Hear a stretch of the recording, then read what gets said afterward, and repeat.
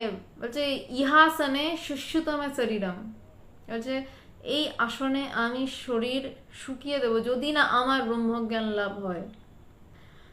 কিচ্ছু খাচ্ছেন না টাচ্ছেন না, একদম পাগলের মতন তপস্যা করছেন, দেহ পুরো কঙ্কালসার হয়ে গেছে, এক আসনে বসে রয়েছেন,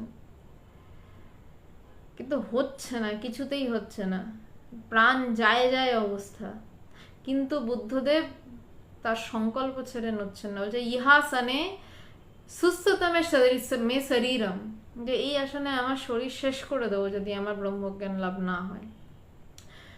তখন সুজাতা এসে পায়েস খাইয়ে বুদ্ধদেবকে শরীর রক্ষা করেছিলেন। সুজাতা এসে পায়েস দিয়েছিল, পরমান্ন মুখে দিয়েছিল। তখন বুদ্ধদেব ঠিক করলেন যে না, এই শরীর যদি ব্রহ্মজ্ঞান লাভ করতে হয়, যদি নিজেকে জানতে হয়,